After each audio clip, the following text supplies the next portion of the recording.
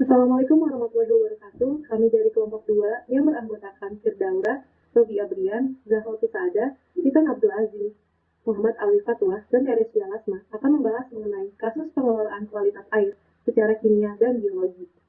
Baik, di sini saya Firdaura akan membahas mengenai dissolved oxygen, biological oxygen demand atau BOD, dan chemical oxygen demand atau COD.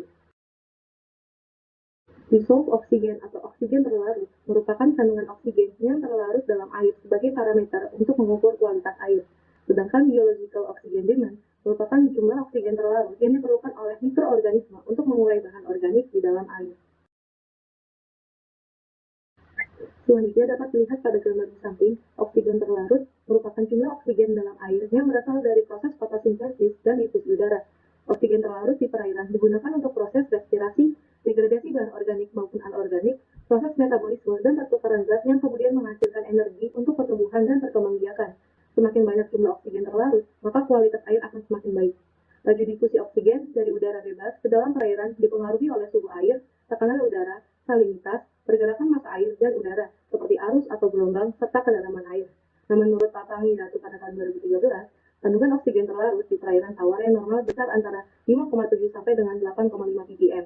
Dalam keadaan tidak tercemar senyawa toksik. Menurut PP nomor 82 tahun 2001 tentang pengelolaan kualitas air dan pengendalian pencemaran air mengatakan bahwa kadar DO minimum yang harus ada pada air yaitu lebih dari 4 mg per liter atau ppm. Analisis oksigen terlarut atau DO dapat dilakukan dengan dua cara, yaitu yang pertama metode Winkler dan yang kedua metode elektrokimia. Pada metode titrasi dengan cara Winkler, secara umum banyak digunakan untuk menentukan kadar oksigen terlarut. Nah, prinsipnya dengan menggunakan titrasi iodometri. Dapat dilihat reaksi kimia yang terjadi pada metode titrasi dengan cara Winkler. Yang kedua yaitu ada metode elektrokimia. Cara penentuan oksigen terlarut dengan metode elektrokimia adalah secara langsung untuk menentukan oksigen terlarut dengan alat DO-meter. Dapat dilihat di pojok samping bawah ini merupakan DO-meter. Nah, penentuan oksigen terlarut dengan cara titrasi berdasarkan metode Winkler lebih analitis apabila dibandingkan dengan cara alat DO-meter. Selanjutnya ada biological oxygen demand. Nah, menurut Parliament pada tahun 2005, kebutuhan oksigen biologi atau BOD didefinisikan sebagai banyaknya oksigen yang diperlukan oleh organisme pada saat pemecahan bahan organik pada kondisi aerobik. Nah, pemecahan bahan organik diartikan bahwa bahan organik ini digunakan oleh organisme sebagai bahan makanan dan energinya diperoleh dari proses oksidasi. Pengukuran BOD didasarkan pada reaksi oksidasi zat organik dengan oksigen di dalam air dan berlangsung karena adanya bakteri aerob. Dapat dilihat ini merupakan rumus BOD berdasarkan dengan Standar Nasional Indonesia tahun 2009.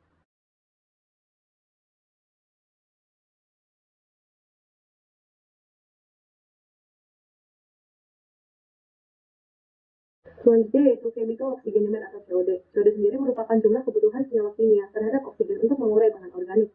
Berikut merupakan metode analisa chemical oksigen dengan rumus perhitungan berdasarkan Standar Nasional Indonesia pada tahun 2009.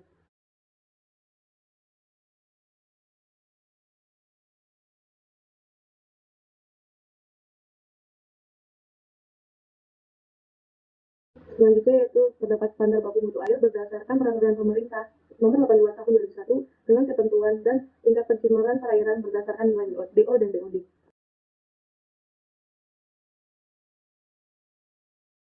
Dapat dikatakan bahwa untuk mengetahui kualitas suatu perairan, parameter oksigen terlarut atau DO, kebutuhan oksigen biokimia BOD, dan kebutuhan kimia atau COD memegang peranan penting. Prinsip penentuannya bisa dilakukan dengan cara titrasi iodometri atau langsung dengan alat DO-meter. Menurut Maya Gita et al. Pada tahun 2014, apabila konsentrasi BOD dan COD tinggi, dapat menyebabkan beberapa parameter kualitas perairan seperti DO dan pH mengalami penurunan.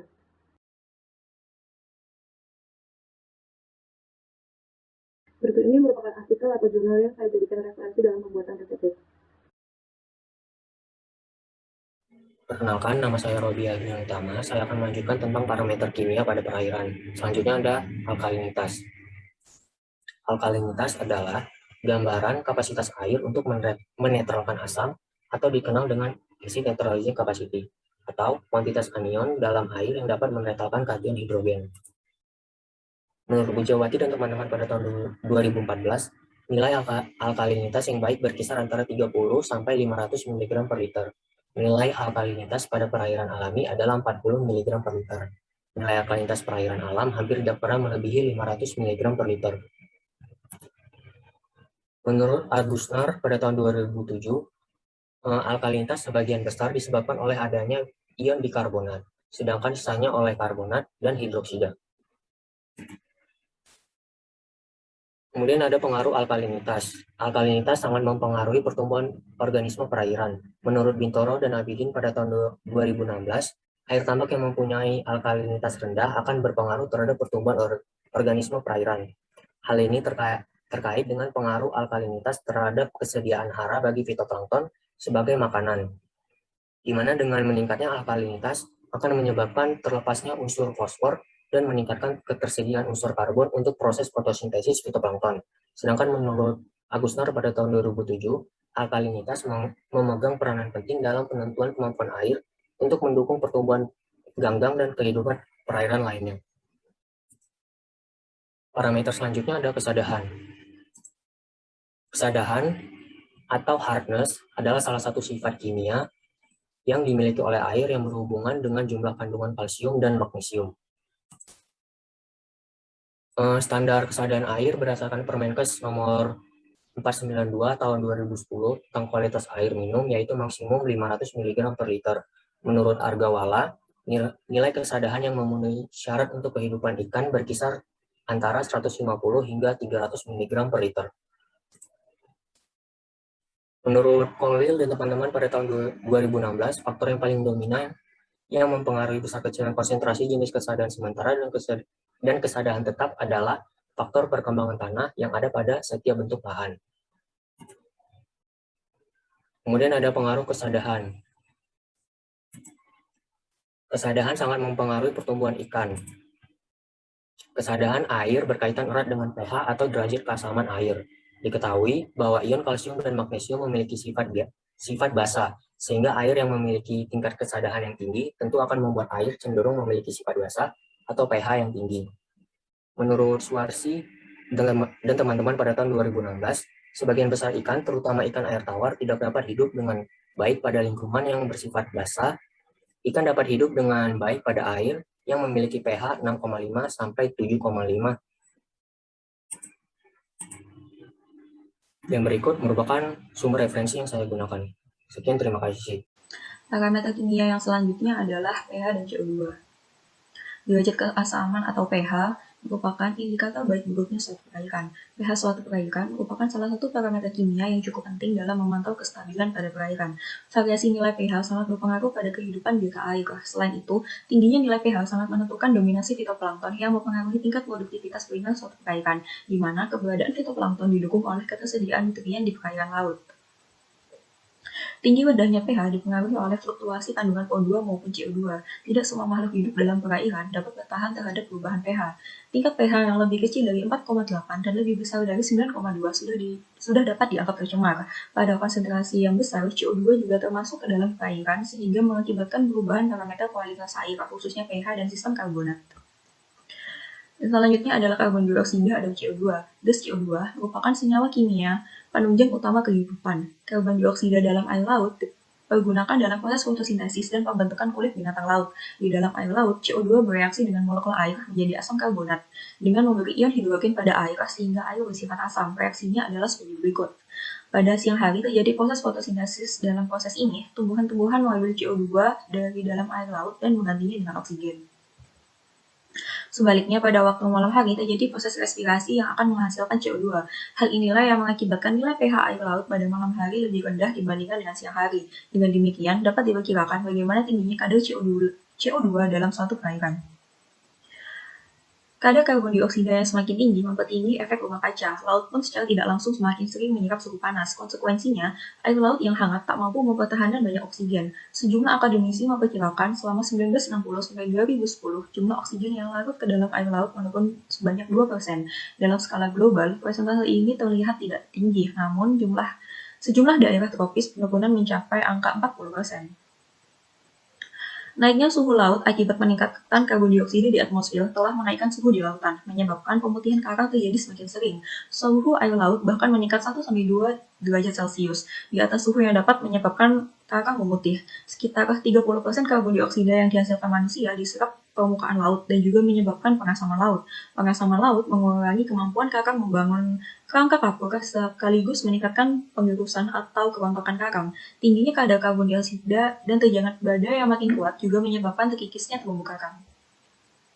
Dampak yang dirasakan bagi kita sendiri dalam jangka panjang akibat pengasaman laut tersebut adalah berkurangnya hasil perikanan laut akibat tingginya tingkat kematian juvenil ikan.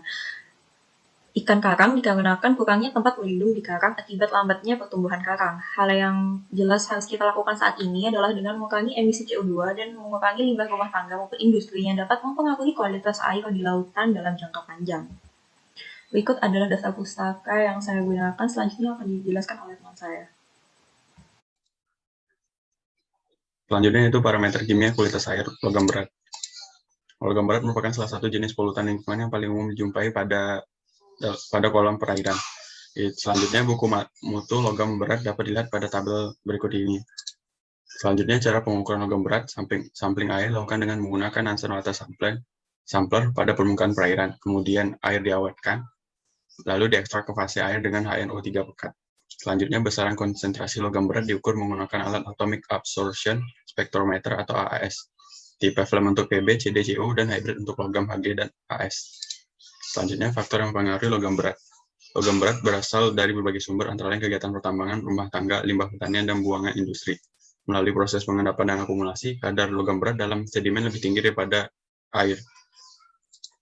Kemudian faktor yang mempengaruhi tingkat akumulasi logam berat adalah jenis logam berat tersebut, jenis atau ukuran organisme, lama pemaparan, serta kondisi lingkungan perairan seperti suhu, pH, dan salinitas. Selanjutnya itu dampak logam berat. Pada timbal sendiri, dapat menurunkan laju pertumbuhan ikan. Timbal dengan konsentrasi 25,06 mg per liter pada ikan nila dapat menyebabkan edema, nekrosis, hiperplasia, lamela sekunder, dan fusi lamela pada insang. Pada tembaga, konsentrasi tembaga yang tinggi dalam ikan dapat merusak insang, hati, ginjal, dan sistem saraf ikan pada konsentrasi 2,3 sampai 2,5 mgl. Selanjutnya, kadmium, kenaikan toksisitas perairan dapat menyebabkan gangguan pada insang, kualitas spermatozoa menurun, kematian, kerusakan pankreas, dan pertumbuhan pada udang dapat terganggu. Selanjutnya, merkuri, tingginya kadar merkuri dapat menyebabkan ataksia, penurunan kemampuan bicara dan pendengaran, tremor, dysarthria. Kemudian juga dapat menyebabkan efek kematian. Selanjutnya, cara penanggulangan yaitu dengan menggunakan vegetasi mangrove. Vegetasi mangrove yang memiliki akar yang sangat banyak memungkinkan terdapatnya oksigen, sehingga akan menurunkan zona rizosfer yang kaya oksigen. Dengan semakin banyaknya vegetasi mangrove yang hidup pada perairan yang tercemar, akan semakin banyak mikroorganisme penguraian hidup. Berikut merupakan sumber yang saya pakai. Sekian, terima kasih. Perkenalkan, nama saya Muhammad Alwi. Di sini saya akan menjelaskan tentang nitrogen dan hidrogen sulfida. Yang pertama, nitrogen. Menurut Indrayani et al. 2015, senyawa nitrogen di perairan secara alami berasal dari hasil metabolisme organisme perairan dan hasil dekomposisi bahan-bahan organik. Nitrogen yang larut dalam air adalah nitrogen anorganik seperti amonia, nitrat, dan juga nitrit. Yang pertama, amonia. Amonia merupakan hasil reduksi senyawa nitrat atau senyawa nitrit oleh mikroorganisme. Amonia pada suatu perairan berasal dari urin dan fesis yang dihasilkan oleh ikan. Amonia ini memiliki dua bentuk, yaitu amonia bebas dan juga ion amonium, di mana kedua amonia ini dapat dipengaruhi oleh pH dan juga suhu. Menurut McNally et al. 1979, kadar amonia pada perairan tidak boleh lebih dari 0,1. Jika konsentrasi amonia lebih dari nilai tersebut, maka akan bersifat toksik bagi ikan, karena dapat menyebabkan kerusakan pada insang. Yang selanjutnya ada nitrat. Nitrat merupakan zat nitrogen dalam air yang dapat dimanfaatkan oleh tumbuhan air untuk menunjang pertumbuhannya. Namun jika nitrat ini terlalu tinggi, maka dapat menyebabkan tumbuhnya alga berlebih. Menurut Saekti et al. 2015, nitrat di perairan yang lebih dari 0,2 dapat menyebabkan eutrofikasi yang berakibat pada tumbuh pesatnya fitoplankton dan juga alga. Adapun faktor yang mempengaruhinya yaitu DO dan juga kedalaman. Yang selanjutnya nitrit. Nitrit merupakan bentuk terionisasi dari asam nitrat, di mana keberadaan nitrit ini menggambarkan berlangsungnya proses biologis perombakan bahan organik yang memiliki DO yang rendah. Pada umumnya, kandungan nitrit di perairan alami adalah 0,001. Adapun faktor yang mempengaruhinya yaitu DO dan juga kedalaman. Kadar nitrit yang lebih dari 0,06 akan bersifat toksik bagi organisme perairan. Khususnya bagi ikan, nitrit yang bersifat toksik dapat bereaksi dengan hemoglobin dalam darah ikan, sehingga darah tidak dapat mengangkut oksigen dan dapat menyebabkan kematian pada ikan. Selanjutnya, studi kasus pengelolaan hidrogen. Pengelolaan hidrogen amonia, nitrit, dan juga nitrat di perairan dinilai efektif menggunakan tanaman kangkung.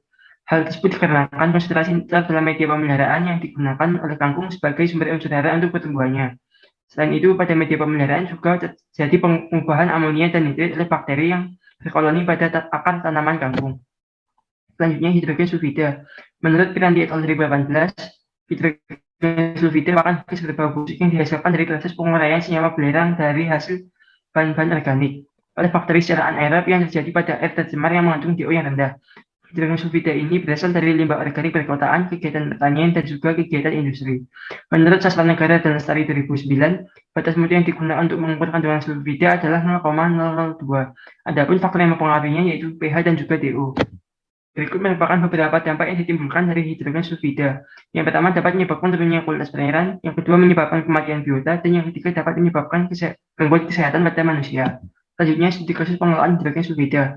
Terbentuknya H2S di danau rawa pening tidak dapat dihindari. Hal tersebut dikarenakan sedimen danau ini terdiri atas tanah gambut. Oleh karena itu, upaya yang bisa dilakukan untuk menurunkan H2S ini dapat dilakukan dengan melakukan aerasi, agar kondisi danau rawa pening dapat menjadi aerob, atau dengan melakukan pengangkatan tanah gambut pada lokasi danau. Itu merupakan referensi yang saya gunakan.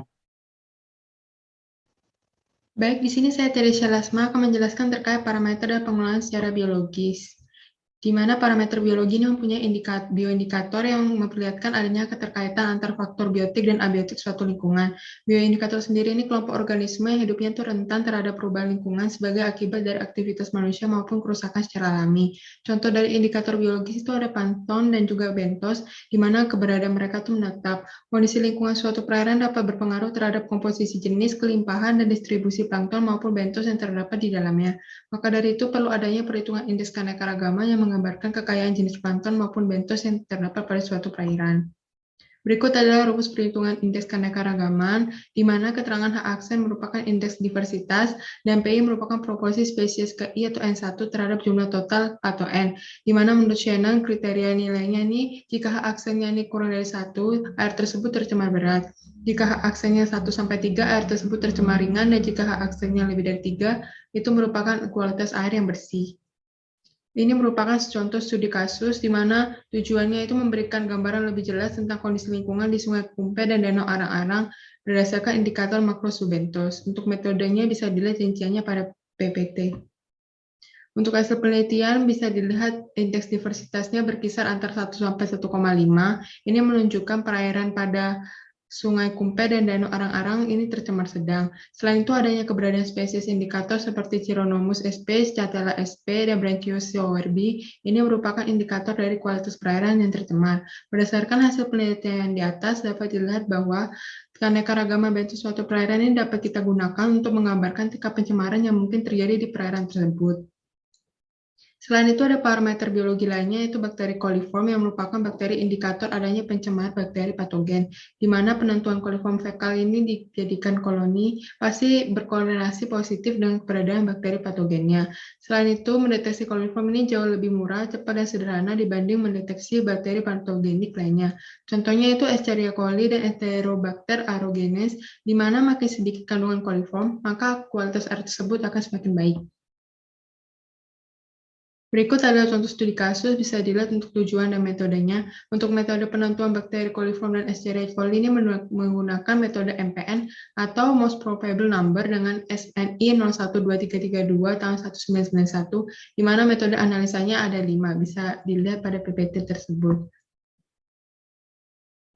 Untuk hasil penelitiannya, bakteri coliform dan bakteri Escherichia coli ini melebihi baku mutu. Untuk baku mutunya bisa dilihat pada tabel di bawah dan digolongkan oleh 4 kelas, di mana yang kelas pertama merupakan baku mutu untuk air minum, yang kelas 2 baku mutu untuk sarana rekreasi, yang kelas 3 nih untuk pembudidayaan ikan atau peternakan, dan kelas yang keempat ini untuk pengairan atau penanaman. Di mana ini menunjukkan bahwa perairan Muara Kaliwiso ini tidak bisa digunakan karena tercemar oleh bakteri. Hal tersebut disebabkan karena adanya limbah yang masuk, terutama limbah yang domestik, dan limbah tersebut itu tidak dikelola dengan baik sehingga menimbulkan pencemaran secara biologis. Pencemaran tersebut menyebabkan terganggunya keberadaan biota di perairan karena bakteri coliform ini mengandung sifat yang patogen. Hal tersebut kita bisa dicegah dengan penyinaran sinar UV atau disinfektan untuk menghilangkan bakteria Escherichia coli. Selanjutnya adalah pengelolaan air secara biologi, di mana pengelolaan secara biologi ini menggunakan atau memanfaatkan mikroba untuk mendegradasi bahan-bahan polutan organik. Untuk prosesnya ini berlangsung pada 3 lingkungan, bisa dilihat yang pertama lingkungan aerob, di mana kandungan DO-nya ini cukup banyak sehingga oksigen bukan merupakan faktor pembatas.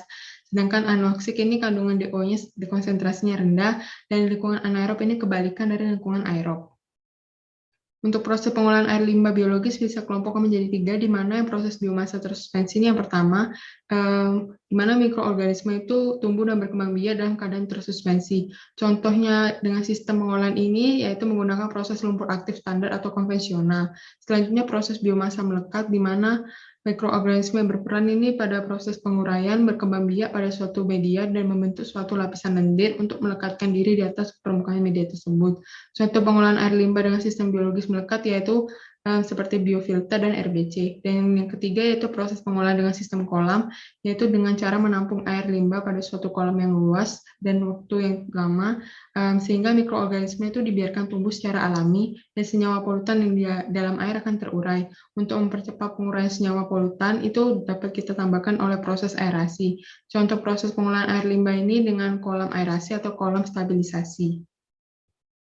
Berikut referensi-referensi yang saya ambil untuk pengelolaan biologis dan parameter biologi.